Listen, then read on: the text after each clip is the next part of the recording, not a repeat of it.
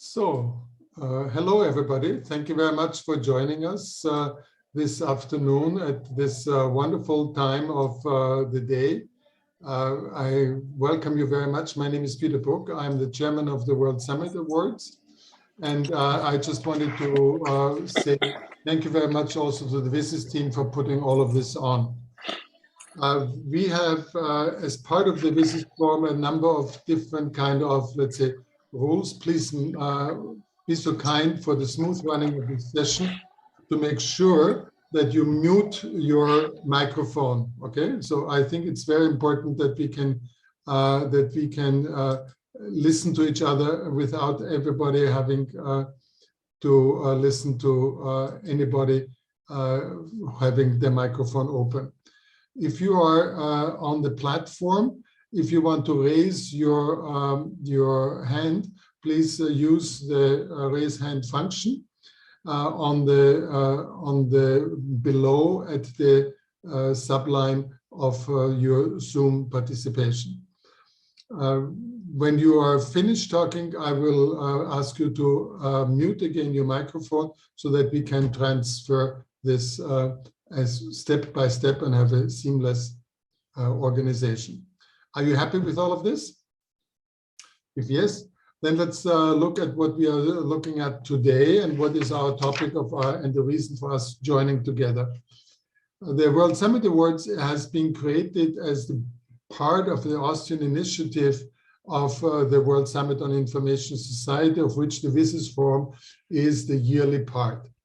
It started in 2003 with the World Summit Award Conference in a global conference in Geneva, and in 2005 with the second part in Tunis. And the focus actually of the World Summit Award at that time was to look at content, and specifically at content in terms of making the transformation from the information society into a true knowledge society possible. If you put yourself into this framework of 2000, 2002, 2003, at that time, the accessibility issue was mainly also an issue regarding how far do you have to walk to get to the next telephone booth. In Africa, 3 days. Okay, so you have basically not the mobile revolution. You had not actually that you have a computer in your palm and that you are globally connected in videos and in smart applications all around the world. The focus of the World Summit Award from 2003 to 2005 has steadily been on what is the importance of content in those different kind of technological change, economic changes, social changes. And here we come to this very important part of how to link up the goals of WSIS with the goals of also the sustainability development goals of the United Nations. Because the sustainability goals are the first time that the global community has agreed on standards by which we can measure our progress and the changes in our societies. And here, the standards and also the access issues are embedded in a global understanding, a covenant regarding that the global community wants to reach by 2030 clear targets, goals, and that the progress towards them can be measured. We have learned over the last 2 or 3 years that the pandemic is derailing much of what we are doing, not all, but a lot, and that we need to focus and also strengthen our efforts.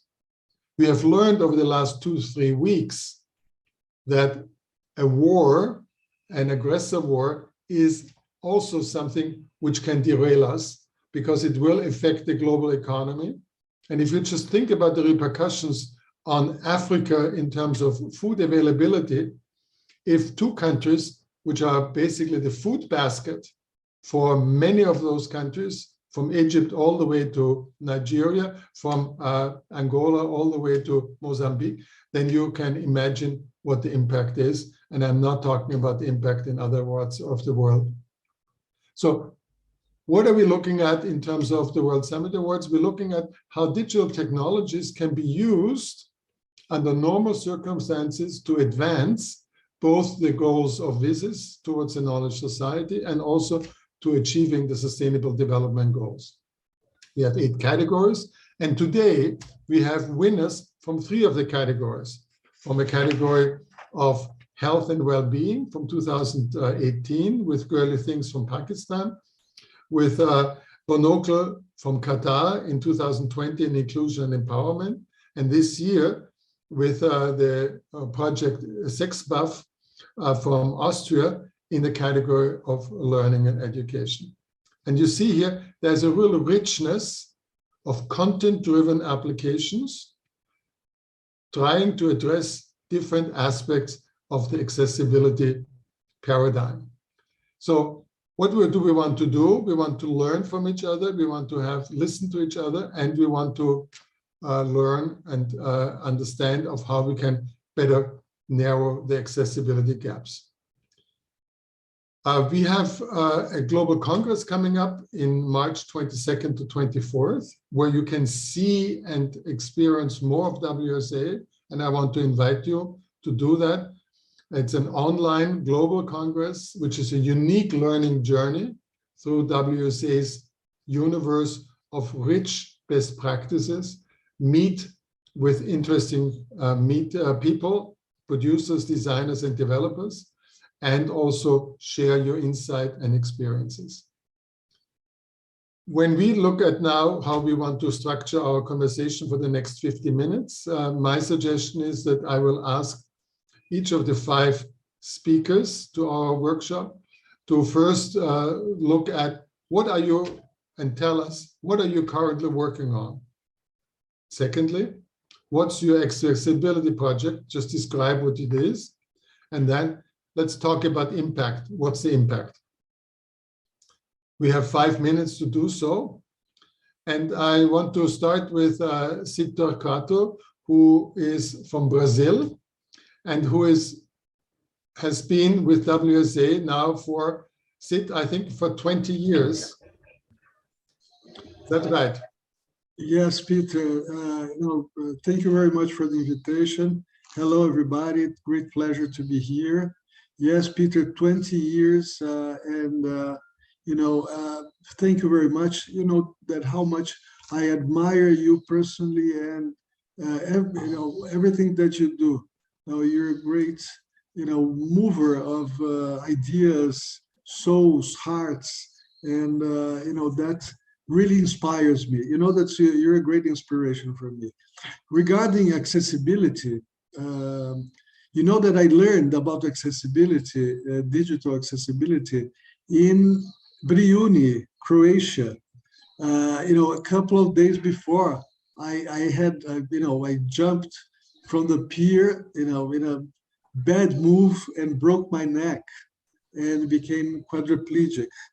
And from them on, I started learning the hard way what accessibility is. And of course, there's no way to be a person with disability and not become a militant of the cause as well. So I've been working in this last 15 years, dedicating myself to the improvement of conditions of persons with disabilities in Brazil. And, I've been championing for accessibility for all. We have in the world over 1 billion persons with disabilities, and accessibility is a key issue. Although, it's very little discussed, at least in Brazil. It's not in the agenda. And, and I want to put it back in the agenda by proposing that we create the 18th Sustainable Development Goal, which would be accessibility for all. I have an image that can be shown later on, where I create the 18th Sustainable Development Goal, which is accessibility for all. So this is my major proposition. Just to give you a picture about what I've been doing the last 15 years or the last 20 years when we met. Now, I've been working with technology, you know. I spent 8 years after I broke my neck working for the state of São Paulo. We have here the Secretariat for the Rights of Persons with Disabilities. I was one of the, I was in this Secretariat from the beginning. And then the last 4 years, I worked as Secretary for Persons with Disabilities in the city of São Paulo.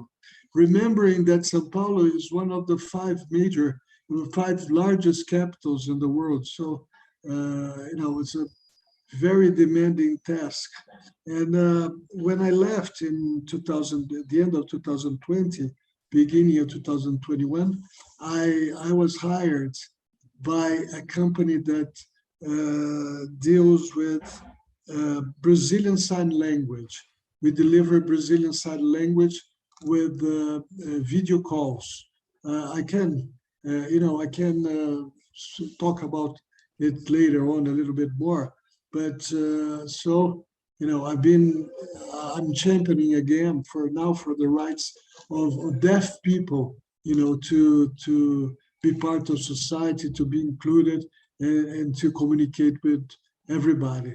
So again, pleasure to be here and talk a little bit more. Thank you. Thank you very much.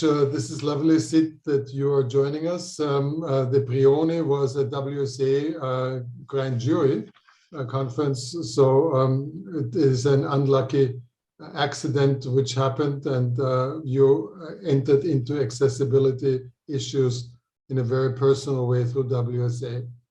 I think it's very, very interesting what you're saying regarding working with a Brazilian sign language and also with a video company, a video call company. I think we will want to hear more about this. I'm sure that Nadine is really, excited about learning about this regarding what is the possibilities here. We move from here and look at accessibility from a very different point of view, not from the political point of view or from the structural point of view, but from a very personal point of view. And Tanzila, why don't you tell us a little bit about yourself and also about Girlythings, and also the bravery which you have in the kind of environment in which you are? Because one of the things which is interesting about Sid is because Sid is, while he says that accessibility is not an issue on the Brazilian agenda, think about that they have a state secretariat for the rights of persons with disability, and that you cannot build a building in Sao Paulo unless the disability code is checked off on everything in terms of physical disability, visual disability, and things like this. So it's very advanced in many ways. But you are coming from Pakistan. Tell us a little bit about your work, your life, your project, and the impact, please. Thank you so much, Peter, and thank you, Sid, for sharing about your work. I look forward to know more about your work and really excited to connect with you. And about Pakistan, we have ratified the Convention on the Rights of Persons with Disabilities, but the challenges of implementing that convention and trickling it down to the level of the beneficiaries remains a challenge. My work comes into being pretty much when I was born. I was born with a deformity in my both lower limbs, and I was lucky to be born into a family that supported education, and I got a chance to get education, and I highly give credit to education for opening up my mind and making me believe that I could still contribute and not become just a redundant part of the society. But the challenges are there, and the room for development is also there. My entrepreneurial journey started with Girlythings, and Girlythings is also one of the WSA winners and one of our most cherished projects. It is about creating accessibility for menstrual health care. And it all started when I thought that I was empowered enough to move around. I was having a great career as a public speaker, moving from one country to the other, hopping from one city to the other in Pakistan, trying to create that narrative of accessibility and confidence. But then when the menstrual cycle started, it just took me back to the basics, that as a woman, as a menstruator, the most basic idea of the monthly cycles, the needs are not being met. And my disability actually inspired me to understand that even menstruators who have all physical abilities in place are still not able to access healthcare, menstrual health care in particular, for their monthly needs. And that's when Girlythings happened to be. And in 3 years, we were able to develop a network of delivering these sanitary products to menstruators across Pakistan. Currently, we are working on a web tool by the name Girlythings Buddy. We were able to raise some money. And what the tool will do, it will be powered with artificial intelligence, and we hope to integrate sign language as well. Last year, when I was in Pakistan, I was trying to map out different institutes that cater to children with learning disabilities. And I thought it was time that they're educated about their menstrual cycle early on before they start. So that is happening on the technology end. At the same time, we're also looking forward to start our own product this year, a product that caters to menstruators with a disability, because unfortunately, big companies out there, they're not really calculating or they're not really acknowledging menstruators with a disability when they're designing their products. So hopefully we would inspire them by launching our own product that caters to this community, because we are buyers at the end of the day. We are a market itself. We're not always at the end of the receiver of charity. That's something that I always try to push forward. And this year, I'm also excited to start a new venture, which is called A-Town. It's a board game that talks about learning about making buildings more accessible. And it's inspired from Monopoly, because I grew up playing games, and I think majority of my leadership that I learned, since I could not play football or I could not play cricket, that was pretty much part of my childhood, and my cousins would play. I would call them back to the table and start playing Ludo or cards. And I think that's when I learned that, you know what, I also have some leadership streak. I took that inspiration and developed this board game. So hopefully that is going to come out, and maybe we'll compete for WSA again with a new project. So that could happen. And on a more personal end, I'm currently in Europe, and I'm pursuing a master's degree in entrepreneurship, because it was time to take all these case studies and bring them to a more global front. And I'm also traveling across Europe these days, and I'm writing a book documenting my travel experiences. Living in Pakistan, when I had never traveled, I always thought Europe would be the heaven of accessibility. Well, it turns out it's heaven and hell. Heaven, because I set off on my journey totally by myself, thinking that I'm going to conquer the day, but then something happens and I'm always going into the wrong directions, looking for a ramp. They're there, but I still have to look for them. So just documenting these stories, just to inspire our leaders to have better planners, better architects, better systems in place on the grassroots level, rather than fixing a building later on after hearing our pleas. It's better to just design this thing so epically that you don't need to fix it, and it caters to everybody with different abilities. At the same time, our work is also in terms of sensitizing the community. So we do a workshop called Theater of Taboo. I've been a theater person myself. I love to organize communities. I love to organize different plays together, because I think theater really has the power to make you feel the pain of somebody by putting you in the shoes of that somebody. So there's a thing we do, it's called forum theater, that I got trained for back in, I think, 2014. That was a long time ago. But now we do a workshop called Theater of Taboo, and we get a group of people and we give them different role plays, and we make them experience disability in a creative and fun way, just to, change their idea of disability, that they're not always people who require help. Sometimes they are very important part of the community. They are leaders. They could be anything they want. They have their own careers and they play a role. So it's not a goodwill gesture to create accessibility. It is a fundamental point. It's a fundamental right that has to be catered.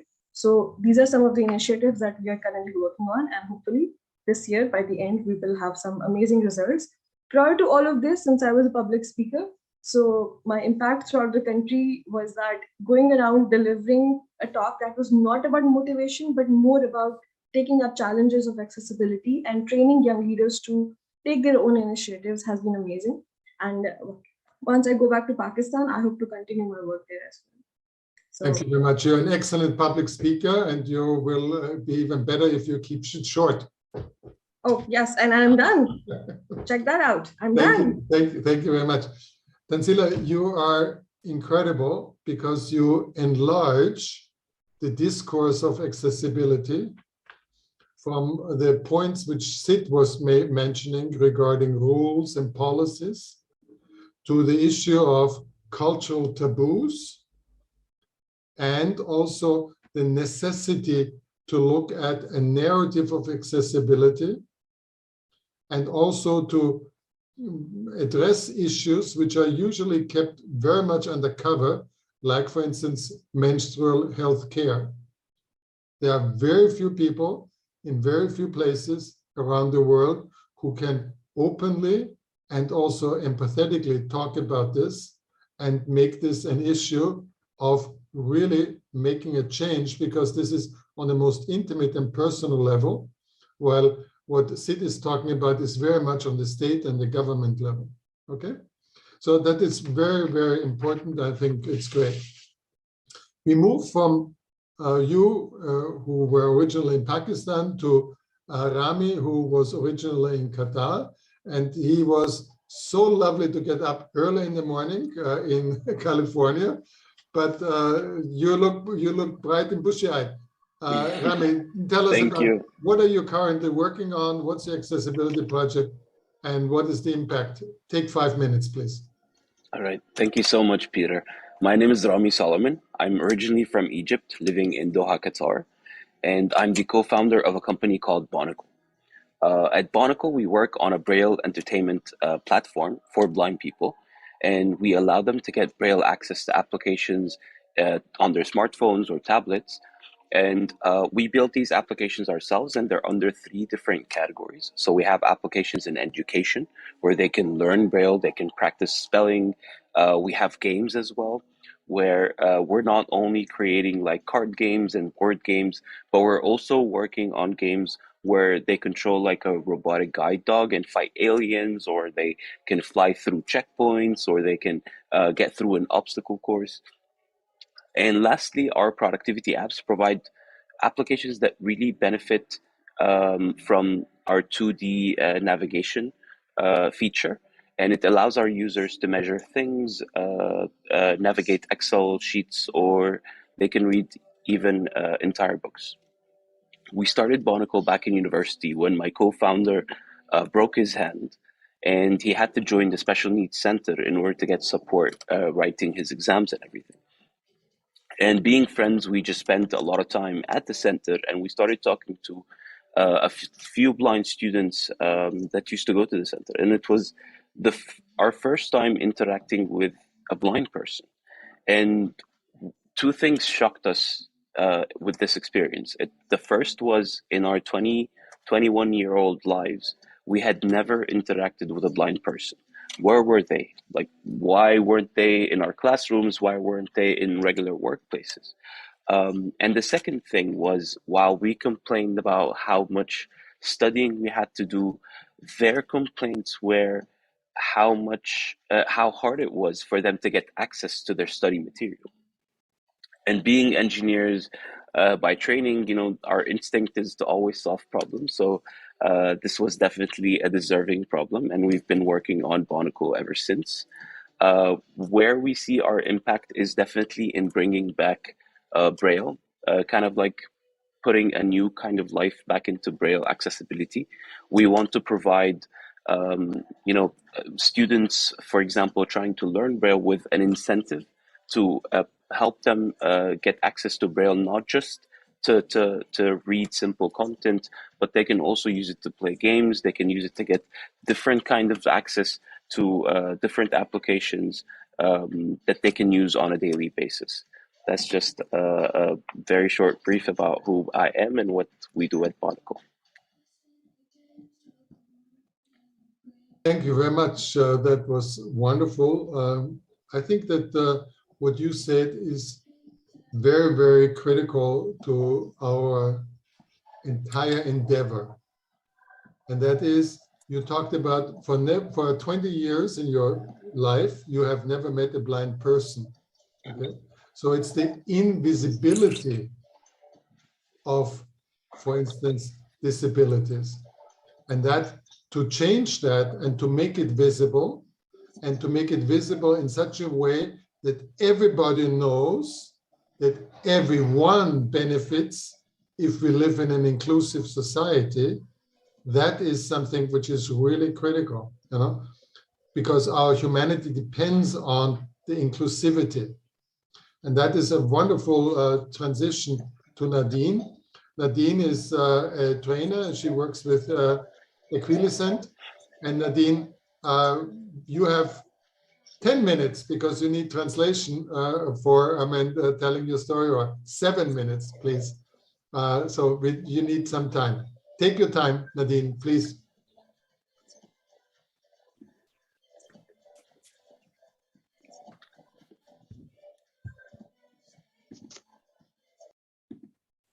Kann man mich hören? Yeah, now we Hört can man hear mich? you. Now, yes. Ja, Yes. gut. Gut, super, vielen herzlichen Dank. Ich freue mich wirklich sehr, sehr, dass ich hier auch teilnehmen darf, diesen Austausch miterleben darf. Ich habe wirklich sehr viele interessante Themen gehört. Ich bin selbst gehörlos, arbeite bei der Firma Equilicent. Was bin ich? Ich unterrichte jugendliche Personen, junge Personen, das heißt gehörlose junge Personen, die wirklich auch Barrierefreiheit brauchen und im Bereich vor allem auch sexuelle Aufklärung. So, kurz Moment, wir brauchen we need a translation now from German into English. Okay, so you have to mute, and Mrs. Kircher is gonna speak in English. Mrs. Kircher, can you turn on your video, please?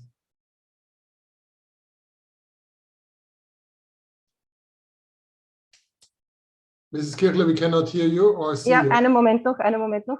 Es gab there was a misunderstanding. We're calling again on the other channel. Just a second.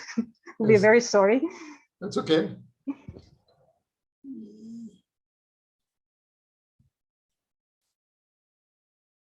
Yeah. Are you ready? Yes, we're ready. I hear you, Helena. Yes, go ahead. Okay, good. So maybe you can start translating what Nadine said at the beginning, please. Kannst du noch mal anfangen, Helena? Ja.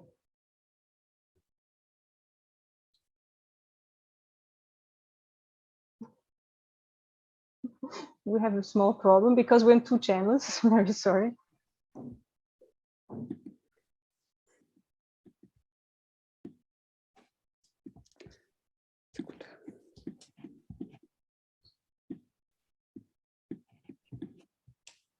Moment.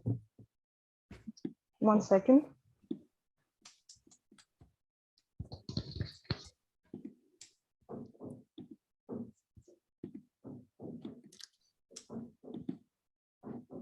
Okay.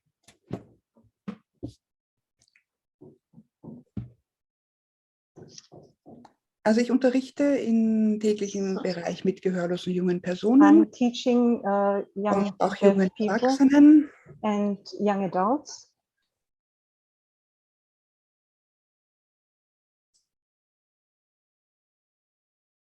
And I've seen very often there's no accessibility for young people with regard to sexual education. There was no documents, no accessible way of deaf young people to get educated in this area with regard to rights, media, signs and sign language. Because sign language is the mother tongue of deaf people, but there was no information, no material. So we were thinking, okay, if there's young people and they have to go to the doctors, for example, so they can only learn from books. And the texts are very often extremely complicated, very technical. Conversation at doctors is often with interpreters, but the whole situation is not really positive for both parties. It's always a bit complicated. This is why we thought, okay, we have to develop an accessible product for deaf young people and deaf adults, and to give them information via tablets, via mobile phones, through an app, or on the website. So you can access this information through different media. There's no taboos. There's nothing you have to be ashamed of. You can just access and you can get all the information you need, and 100% accessible for deaf people in sign language. And we are very happy that we were able to implement this project, to develop this project. There was a lot of exchange to specific topics. We invited a lot of experienced experts. We had a few meetings. There were many questions we had to deal with. Also many questions with regard to taboos and shame, where people didn't have the background knowledge. Is this allowed? Is this forbidden? You know, the young people that didn't know, or also information with regard to sexually transmittable diseases. The young people that didn't have much information. There was also big differences between the generations with regard to knowledge. Also pregnancy, how does pregnancy develop? What are different phases? Also questions with regard to self-awareness, with regard to their body of these people, of the young deaf people. And we were really pleased to implement this project, especially here in Austria. And I hope that this will inspire people in other countries in the world, and that they will get inspired to also develop a similar project. And we will be very happy to support everybody who is interested in implementing a similar project. Thank you very much, Nadine. This is wonderful. You have expanded the issue which we looked at before with Ramy, again to this issue of that the invisibility is also supported and anchored in shame and in cultural taboos. And that the question is very much in terms of accessibility to open up as a society, to open up as persons in our interrelationships, and to open up globally also to learn from each other's practices of how to overcome this. And I think this is a very interesting way that accessibility for all as an 18th SDG has very much, like what Sid was talking about at the beginning, has very much to do with creating openness in society for the diversity of people. And that is also part of what Wilfried Kainz is working on, because he's working on something called a Zero Project. And Wilfried, why don't you tell us a little bit about your work and the project and also the impact of it? Please, Wilfried. Thank you much. Thank you so much, Peter. Thank you for the invitation. I would love to share a brief presentation, if you allow me. Can you see it? No, we can't see it now, but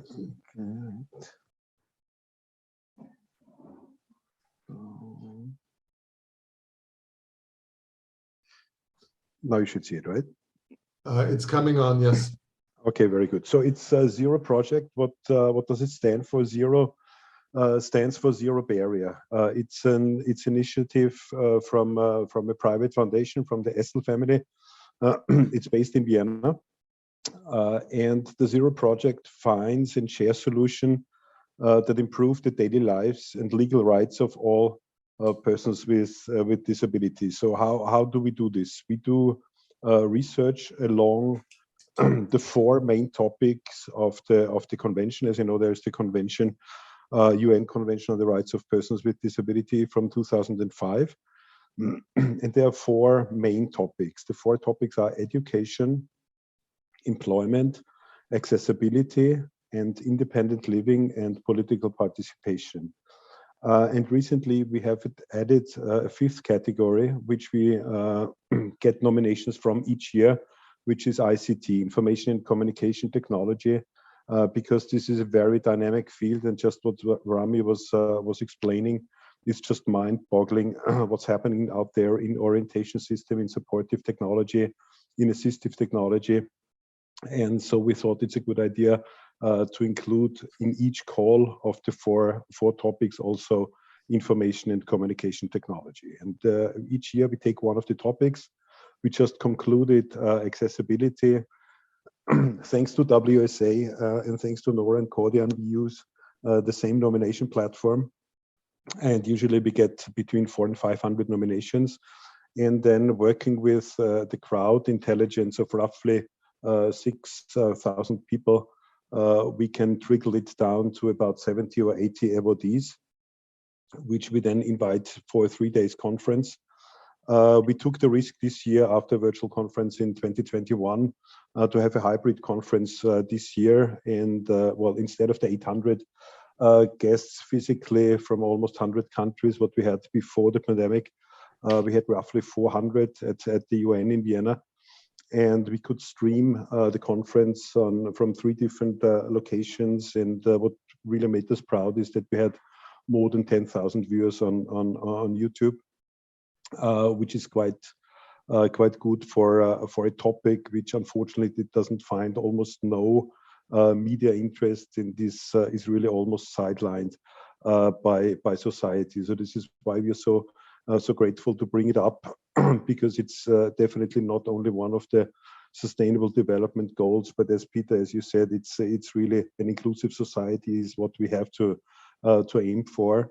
And the Zero Project tries to facilitate this, to show the innovation which are out there, because we think that there's a lot of good things connected, but there is a common platform is missing, and this is why we want to bring persons together. This is why we want to be this platform of exchange for innovation, and it seems that people are really appreciate. There's a lot of good things coming out there, because I think an important factor is when it comes to innovation, that we don't invent the wheels for the umpteenth time. I think there's fantastic things out there.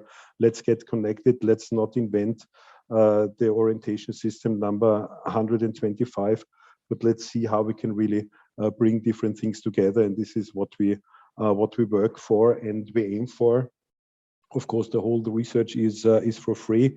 We have prints as the fact sheet of each of the innovations for each year. And we just invested into a CRM.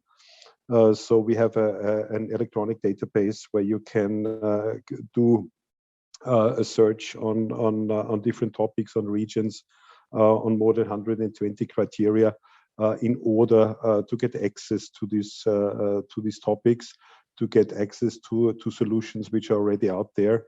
And we would encourage you, to just check out the web page, engage with us, because we think it's really highly beneficial to put movers and shakers as we have on this panel together in order to gain time and in order to improve the lives of persons with disabilities.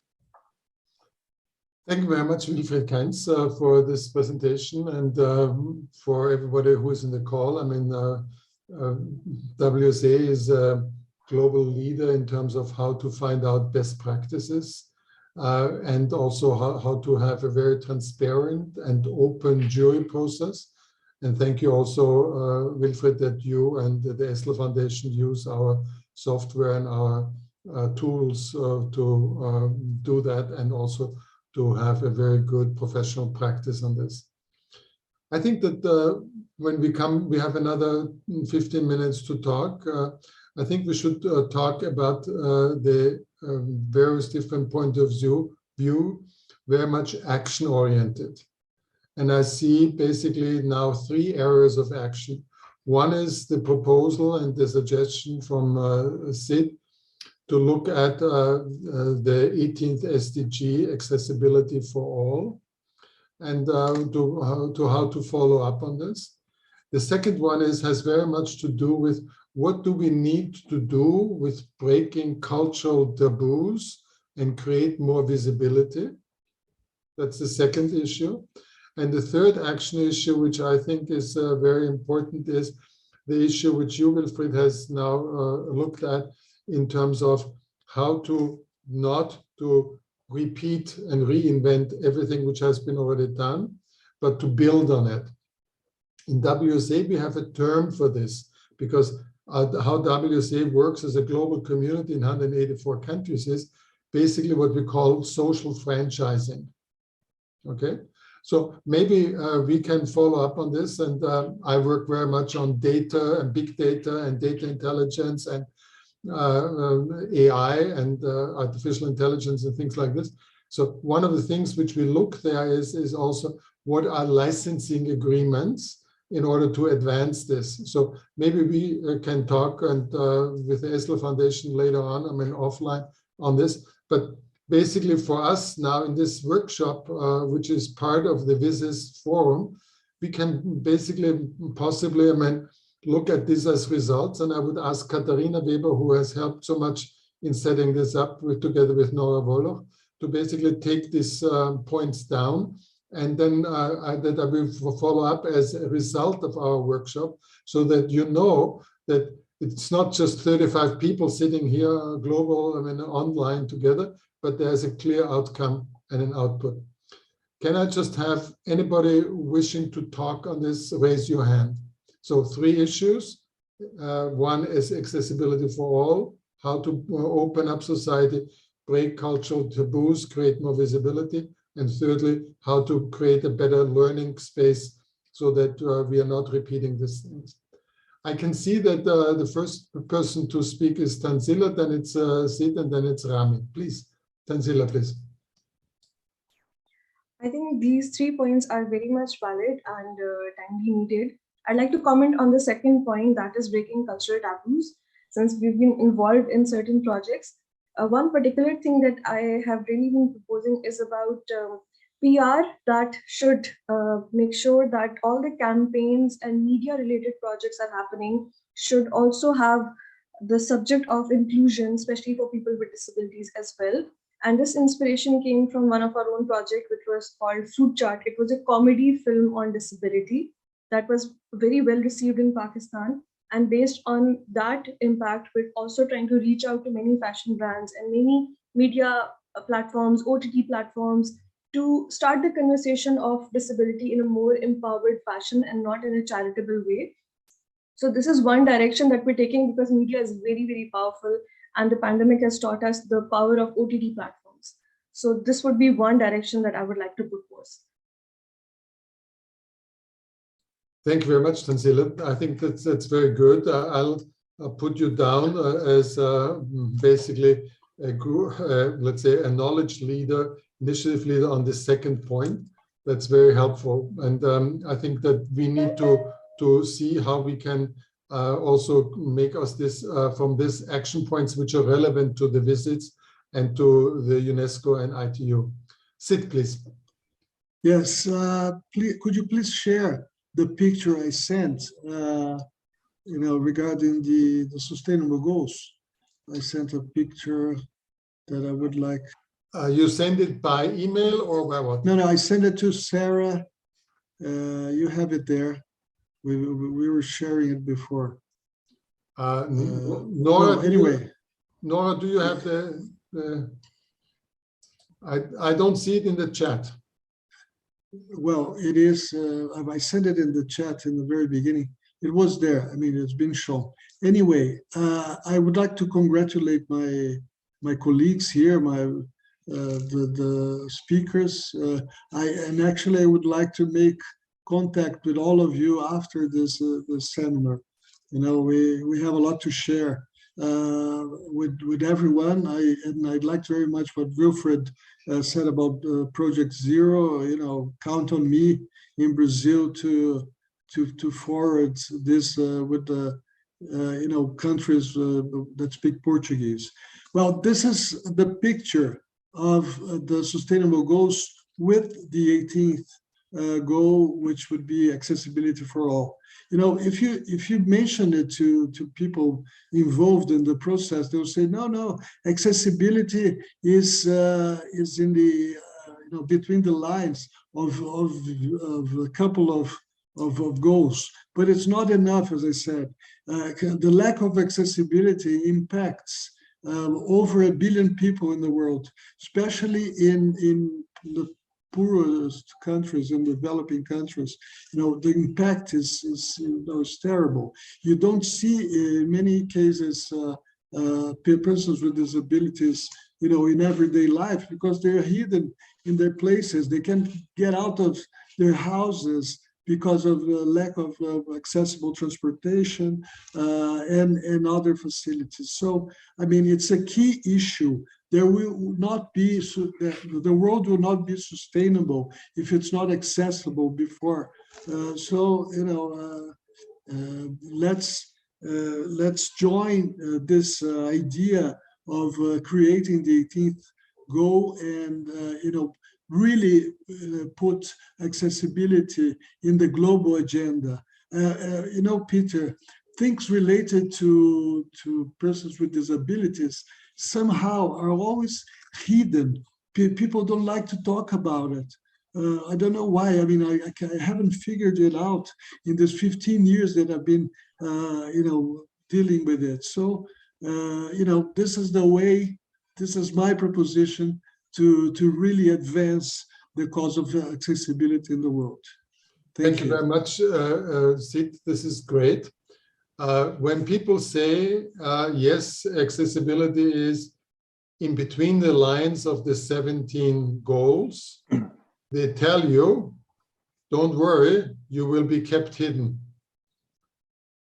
And besides, Peter, besides, in terms of design, 17 goals, so it doesn't even look right. I mean, there's a slot, there's an open slot there for the 18th goal. So. It was left for the people with disabilities. Okay, we will see. Right. We'll see. Out of aesthetic reasons, we need 18. Good. Thank you. So thank you very much, Sid. I think you made your point. I think we know that this is a challenge, but we will have results from this workshop, and I will be very, very strong together with Nora and the team to follow up together with you on this. Ramy, please. Thank you so much, Peter. I mean, I don't really have much to say after what everybody else has shared. I think they've shared very important points that we kind of need to work on. I just wanted to mention that something Wilfried mentioned, which is that accessibility doesn't get the strong media presence. It doesn't get the strong following as other topics. And actually, I'm currently in a conference handling accessibility for blind and deaf people. And we're getting the feedback from people that maybe we need to change the type of stories that we tell. And this is something that we also have might have been doing wrong so far with our company, but I definitely think that the best way to not only tell accessible stories and get people to be aware of accessibility issues is by connecting to the community themselves. For example, working with blind people, the kind of stories we hear from them are the ones that we later on share with people to get them to understand the perspective of accessibility from the community themselves. We've been engaging with blind people since we graduated from university. We started with something that actually did not work. A solution like the first solution we created wasn't actually very helpful. And we kept on iterating and changing based on their feedback, based on the support that they gave us, without really asking for anything in return. So I definitely think part of what we have to do and the actions we have to take is maybe modify our stories. Something that also Tanzila mentioned is they've created a comedy movie about disability, which I think I will definitely try to check that out. I think that would be an amazing movie to watch. And I think we definitely need to take more initiatives in that direction. Thank you very much, Ramy. I think what you are looking at is very much also what Nadine was looking at in terms of having, the discursive struggles, and the narrative you need to build, when she was talking about sex bath, I mean, it's as much as on the issue of menstrual health, these are key issues where a personalized story needs to be shared, and we need to look at interesting cultural forms. Okay, so it's not good just to berate people, but we need to make it interesting, entertaining, a learning experience, an exploratory experience, an investigative experience, an experience of a story of curiosity, and not a story of closure. And I think that's something very important. Thank you very much, Ramy, for doing this, and also reporting back to us on your conference where you are at the moment. Wilfried, we have another 6 minutes to go. Please, if you want to be short in 2 or 3 minutes. Definitely. Well, there are 3 things. First of all, thank you for the proposal of social franchising. More than happy and interested to follow up. The second, I totally agree on the visibility and on the storytelling. I mean, if you look into social media, how we all work, I think there's fantastic stories out there, and really let's make an effort to bring this into media.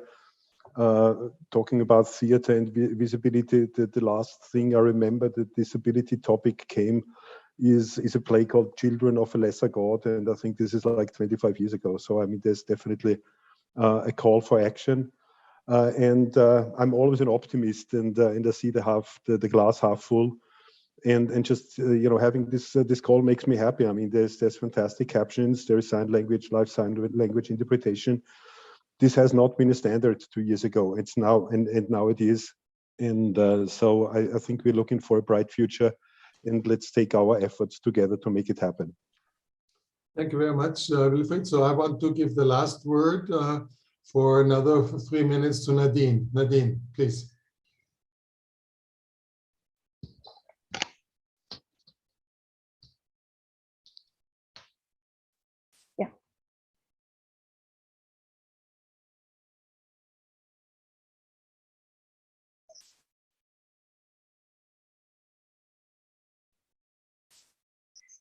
So I'm really moved, and it's great, all the different stories and aspects and views that we got here.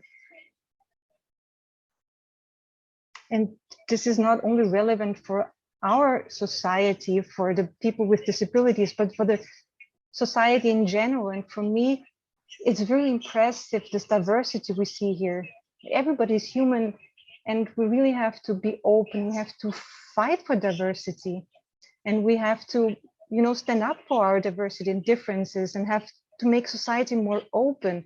And I think shame has to disappear. We, disabled, are humans. We also have our needs, and this is really important to show that to society. It is also very important that we get together here, and that we can exchange our ideas, and that we can work for a better and common future. Okay, then I want to thank you very much, Nadine. That is wonderful that you gave us this as a closing statement. I will follow up with Nora and Katharina on the results of our conversation and our workshop. We will share with you the result page, and then we will take it forward to the WSIS organization and make it part of the WSIS forum, which takes place in May. I will also make sure that we have an action line on all the 3 points, and that we will come back to you, Sid, regarding the accessibility for all issues regarding the SDGs. I will come back to you, Tanzila and Ramy, also, and Nadine, on the issue of creating visibility and cultural taboos. And I will work with you, Wilfried and Nora, regarding the social franchising and the question of how we can ensure that we will share things better, so that we not repeat the invention of things which have been done already before. And WSA has a very, very rich database on accessibility solutions already over the last 20 years, so we can possibly, really collaborate on this. I want to thank you very much. I want to thank also the WSA team, Nora and Katharina, who have been there, and also the WSIS team in Geneva, Thank you very much for bringing us all together. Please roll the final tape.